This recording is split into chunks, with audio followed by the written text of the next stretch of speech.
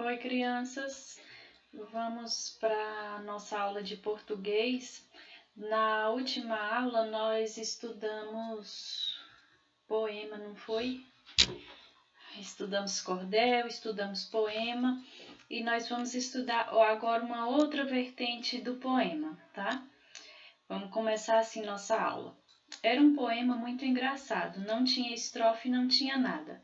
Interessante falar isso aqui porque o que nós vimos no poema é que ele se estrutura em estrofe, né? Os versos formam as estrofes e as estrofes formam o poema. Mas aqui a gente está falando de um poema que não tem estrofe. Vamos ver do que se trata? A poesia concreta ou poema concreto tem início com o movimento de vanguarda concretista no século XX. Lembre-se que o concretismo foi um movimento artístico e cultural que surgiu na Europa. Então, gente, esse movimento concretista, ele não teve início aqui no Brasil, ele teve início na Europa. No Brasil, ele despontou em meados da década de 50, mais precisamente em São Paulo, na Exposição Nacional de Arte Concreta, que ocorreu no Museu de Arte Moderna de São Paulo, isso já em 1956.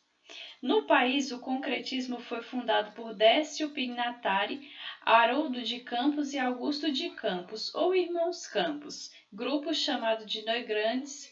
Mais tarde, eles produziram a revista literária que levava o nome do grupo. Em 1958, o Plano Piloto da Poesia Concreta foi publicado na revista pelos escritores paulistas. O plano apresentava a nova proposta ao mesmo tempo que questionava a estrutura tradicional da poesia. Como é que era, gente, a estrutura tradicional?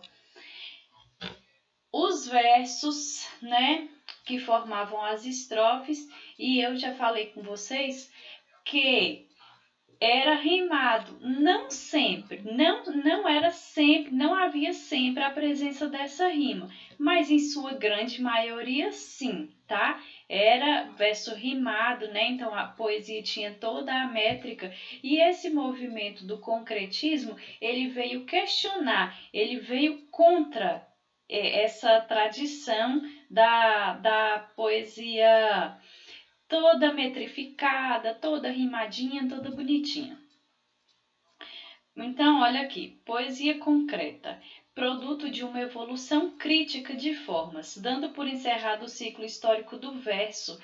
Unidade rítmico-formal, a poesia concreta começa por tomar conhecimento do espaço gráfico como agente estrutural. Então, gente, a poesia concreta, o poema concreto, ele vai aproveitar o espaço gráfico, o espaço da folha, mas ele não vai seguir essa estrutura do poema tradicional.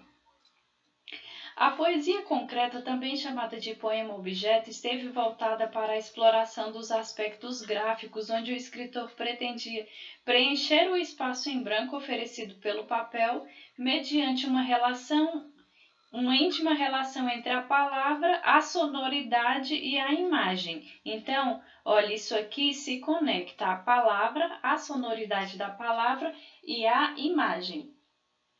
Por esse motivo, a poesia concreta é visual e não formal, sendo, portanto, destituída da estrutura poética de metrificação e versificação. Isso aqui eu acabei de falar.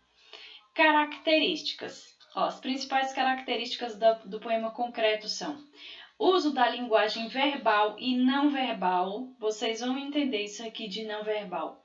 Experimentalismo poético, poesia visual, efeitos gráficos, sonoros e semânticos, lembrando que semântico tem a ver com sentido, tá?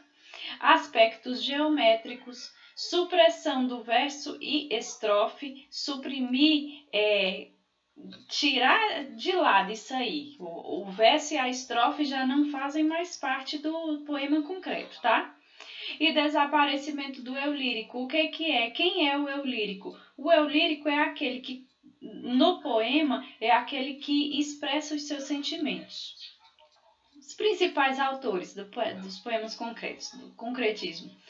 Os principais representantes da poesia concreta no Brasil foram Augusto de Campos, Haroldo de Campos, Décio Pignatari e Ferreira Goulart.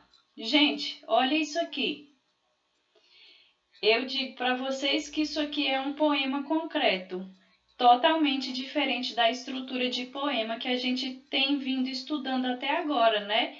Olha lá também no cordel, os versinhos, as estrofes. Isso aqui é um poema concreto. Observem o efeito visual, o efeito gráfico no papel, tá? Ó, não sei se tá dando para vocês enxergarem as palavrinhas pequenininhas que compõem essa palavra maior. É luxo, luxo. Várias palavrinhas luxo aqui formando a palavra lixo. E isso aqui é um poema concreto. A gente pode tentar interpretar isso aqui de uma forma crítica, não é? Talvez o poeta quis dizer que o luxo não é nada demais. As pessoas valorizam tanto o luxo, mas olha só, com tanto luxo, o que ele formou? Lixo. Engraçado, né? Olha aqui, outro exemplo de poema concreto. Velocidade. Ó. Aqui, outro efeito gráfico, efeito visual. Olha só, um quadrado, né? Ele formou um quadrado aqui com as letras. Aqui nas primeiras linhas, ó, tem o V, aí depois que vai aparecendo aqui a palavra velocidade. Tem um efeito sonoro? Tem também, porque velocidade, ó, prestem atenção, velocidade. Então, tem esse efeito sonoro, tem o efeito visual, e olha só, outra coisa interessante, que a palavra, esse poema aqui, a gente pode ler ele mais de uma forma. Ó. Ele pode ser lido assim, na vertical não, desculpa, na horizontal. Ele pode ser lido aqui, ó, na vertical, velocidade, e ele pode, de certa forma, também ser lido na diagonal. Tá vendo que coisa interessante aqui que ele fez nesse poema? Outra coisa aqui, gente. Outro poema. Falta de sorte. Olha só, outro aspecto visual, um poema visual. Então, vocês estão vendo aqui que são poemas totalmente assim diferentes do que a gente tem visto sobre poema até então. Hoje estou sem sorte, tudo me cai da mão. Olha aqui as letrinhas do caindo, né? Para não perder a cabeça, para o Japão vou fugir. E a questão visual aqui também, porque isso aqui lembra a bandeira do Japão, né? Pois é, gente, poema concreto é isso aí.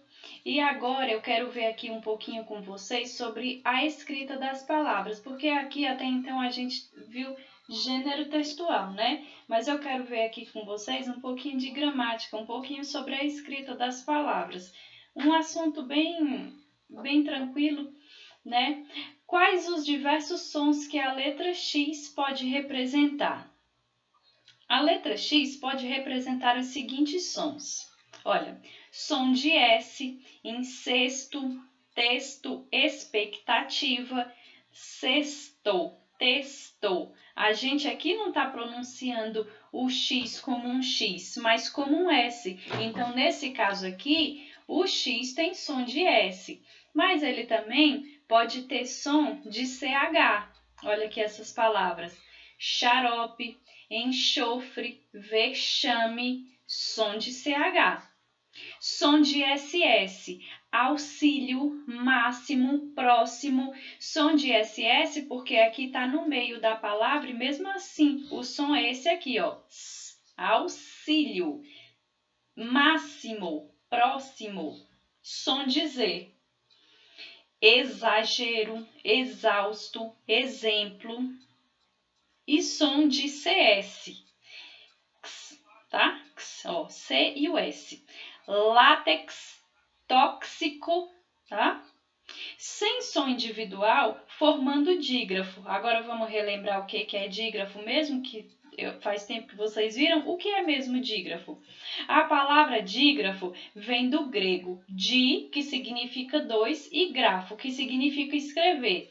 E ocorre quando duas letras são utilizadas para representar um único fonema. Ó, exemplos: exceção, excesso, exceto. Olha aqui, o X juntinho com o C, mas você não pronuncia essas duas letrinhas separadamente. Você pronuncia como se fosse uma só. Isso aqui é o dígrafo, ó. Exceção. Olha aqui o X e o C de novo. Excesso, exceto. Um único som, tá bom?